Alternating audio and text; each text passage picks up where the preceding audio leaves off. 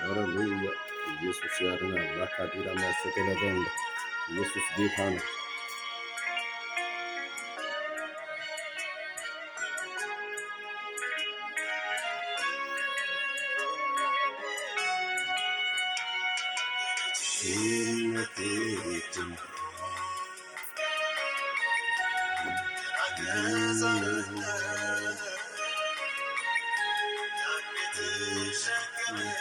ያሰፌት ትከሻ ዛሬ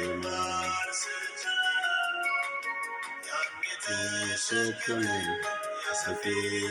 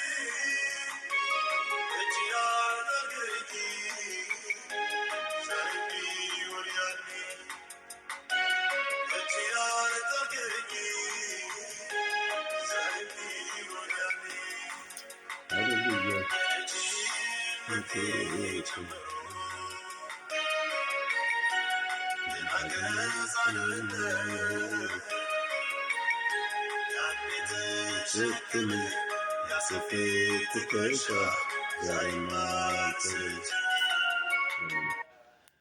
ኢየሱስ ያድናል። በዚሁ መንፈስ በጌታ በኢየሱስ ስም አንድ ቃል እናነባለን። ሁለተኛ ነገሥት ምዕራፍ 8 ላይ ሁለተኛ ነገሥት ምዕራፍ 8 ከቁጥር 1 ጀምሮ የአንድ የሱነማይትን ታሪክ እናያለን። በዚያን ዘመን የእስራኤል ከተማ የነበረችው ሰማሪያ ተከባለች፣ በሶርያውያን ተከባለች። በዚህ ምክንያት ያቺ ሰማሪያ በረሃብ ላይ ትወድቃለች ማለት ነው። በዚህ ምክንያት በከተማይቱ ውስጥ አደገኛ ረሃብ ተነስቷል። አደገኛ ረሃብ በመነሳቱም አንድ ልጇ በኤልሳ ከሞት የተነሳላት ሴት አለች። ለዚህ ሴትዮ ነቢዩ ኤልሳ ወደ ሌላ ቦታ እንድትሄድና ረሃቡን እንድታመልጥ መልእክት ይነግራታል ማለት ነው። ስለዚህ ይህን ክፍል በኢየሱስ ስም እናነባለን። የቃሉ መንፈስ ደግሞ በቤታችሁ እንዲገለጥ፣ በእሷ ህይወት ውስጥ የተገለጠው በእናንተ ህይወት እንዲገለጥ እናውጃለን በናዝሬቱ በኢየሱስ ስም። ይህም ሁለተኛ ነገሥት ከምዕራፍ 8 ጀምሮ እንዲህ ይላል። በዚህ ጊዜ ኤልሳ ልጇ ከሞት ያስነሳላትን ሴት እግዚአብሔር በምድሪቱ ላይ የ7 ዓመት ራብ ስለወሰነ ተነሺና ለጊዜው መቆየት ወደምትችይበት ቦታ ከቤተሰብሽ ጋር ሂጂ አላት። ሴቲቱም ተነስታ የእግዚአብሔር ሰው እንደነገራት አደረገች። ከነቤተሰቧም ሄዳ በፍልስጤም ምድር 7 ዓመት ተቀመጠች። ከ7 ዓመት በኋላም ከፍልስጤም ምድር ተመልሳ መጣች። ከ7 ዓመት በኋላ ከፍልስጤም ምድር ተመልሳ ትታ ወደ ሄደችበት ወደ ሰማሪያ ትመለሳለች። ከረሃብ ዘመን በኋላ ማለት ነው። ከ7 ዓመት በኋላም ከፍልስጤም ምድር ተመልሳ መጣች። ስለ ቤቷና ስለ መሬቷ አቤቱታ ለማቅረብ ወደ ንጉሱ ሄደች። ወደ እስራኤል ንጉስ ሄደች ማለት ነው። በዚህ ጊዜ ንጉሱ የእግዚአብሔርን ሰው አገልጋይ ጊያዝን ኤልሳ ያደረጋቸውን ታላላቅ ስራዎች ሁሉ እስቲ ንገረኝ እያለ ነበር። ኤልሳ ልጇን ከሞት ያስነሳላት ሴት ስለ ቤቷና ስለ መሬቷ ለማመልከት ወደ ንጉሱ ዘንድ የቀረበችውም ኤልሳ የሞተው ልጅ እንዴት እንዳስነሳ ጊያዝ ለንጉሱ በሚነግርበት ወቅት ነበር። ተመልከቱ። እዚህ ጋር ሴትዮዋ ወደ ንጉሱ ሄዳለች። ወደ ንጉሱ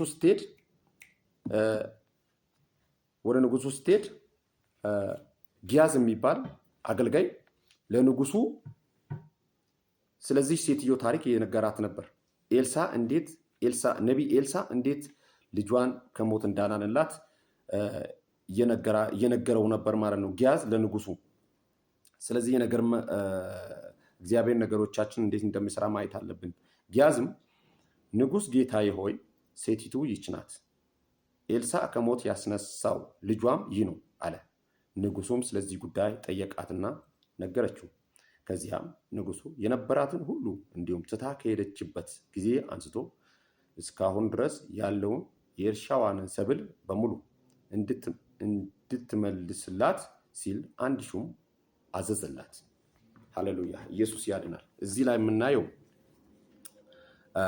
ሴቷ ከረሃብ የተነሳ በረሃብ ዘመን ውስጥ ሰማሪያ በሚባል የእስራኤል ከተማ ረሃብ ስለነበር በነቢይ ኤልሳ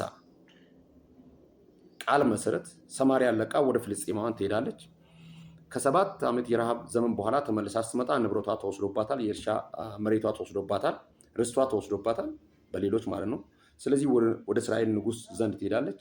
ወደዛ ስትሄድ አገልጋይ የነበረው የንጉሱ አገልጋይ የነበረው ጊያዝ ስለ ኤልሳ ለሴትዮዋ እንዴት ምን እንዳደረገላት በነቢይ ኤልሳ ምክንያት ልጇ ከሞት እንደተነሳላት ታሪኳን እያወራ ነበር። ሴቲቷ በራሷ ጉዳይ ስትሄድ የራሷ ጉዳይ ነው ሲወራ የነበረው። በጌታ በኢየሱስ ስም እኔ ቃል አወጣባችኋለሁ። እግዚአብሔር የተወሰደባችሁ ርስታችሁን ያስመልስ። እግዚአብሔር በድንቅና በተአምራት ተወሰደብኝ ባላችሁት ርስት ላይ ይምጣ። ተወሰደብኝ ባላችሁት ነገር ላይ ይምጣ። ነገራችሁ ይመለስ። የተወሰደባችሁ ነገር በኢየሱስ ስም አሁን መመለስ ይሁንለት። እጥፍ ድርብ ሆኖ ይመለስ በጌታ በኢየሱስ ስም። ምርኳችሁ ይመለስ። ሃሌሉያ! በዚሁ ቃል በዚሁ መንፈስ በጌታ በኢየሱስ ስም በኤልሳ ላይ አድሮ የሚሰራው መንፈስ በጌታ በኢየሱስ ስም ነገራችሁ እንዲመለስ እኔ በዚሁ መንፈስ አዛለሁ። ኢየሱስ ያድናል። ለዚህ ሴትዮ የተደረገላት ተአምር የሚገርም ነው። ሴትዮዋ ርስቷን እንዲመለስላት የእርሻ መሬቷ እንዲመለስላት ነው ወደ ንጉሱ ለማመልከት ሄደችው። በዚህ ጊዜ ግን የንጉሱ አገልጋይ ነበረው ጊያዝ ስለሷ ነው ሲያወራ የነበረው ንጉሱ ጋር። ስለዚህ እግዚአብሔር ነገራችሁን ይስራ። የሴትዮዋን ነገር የሰራ እግዚአብሔር የእናንተንም ነገር ይስራ። ተወሰደብኝ፣ ከሰርኩ ያላችሁ ነገራችሁ በእጥፍ ይመለስ በጌታ በኢየሱስ እኔ ዛሬ አውጅባቸዋለሁ። አሜን ብላችሁ በተቀበላችሁ ሰዓት በዚሁ መንፈስ በዚሁ በእግዚአብሔር መንፈስ በኢየሱስ ነገራችሁ ይሰራ። ነገራችሁ ይሰራ። ኢየሱስ ያድናል። እንግዲህ ነቢያት በእግዚአብሔር መንፈስ የተቀቡ ናቸው፣ ቅባት አለባቸው። በዚህም ዘመን እግዚአብሔር በነቢያቶቹ ላይ ይሰራል። ኢየሱስ ያድናል። ስለዚህ ባላችሁበት ይህ መንፈስ ያገኛችሁ። አሜን ስትሉ በጌታ በኢየሱስም ቤታችሁ በተአምር ይሞላ፣ ህይወታችሁ በተአምር ይሞላ፣ ነገራችሁ በተአምር ይሞላ። የሱኔማይቱን ርስት የመለሰ አምላክ የእናንተንም ርስት እጥፍ ድርብ አድርጎ ይመልስ በኢየሱስ ስም። የበቀል ቅባት በጠላታችሁ ላይ የምትበቀሉበት ቅባት በእናንተ ላይ ይምጣ በኢየሱስ ስም። ተፈጸመ። ሃሌሉያ! ኢየሱስ ጌታ ነው።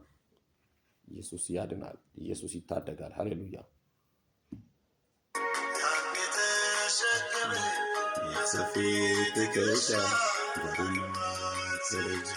ሃሌሉያ!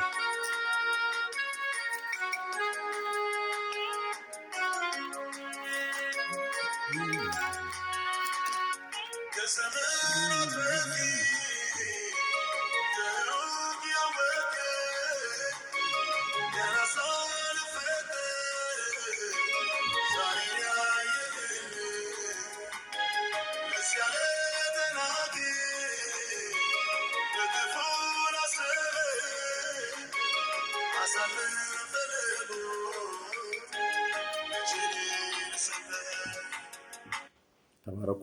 ሌላ ጊዜ ደግሞ በሌላ ቃል በሌላ አዋጅ እንገናኛለን። ኢየሱስ ያድናል። ኢየሱስ ጌታ ነው። ሃሌሉያ!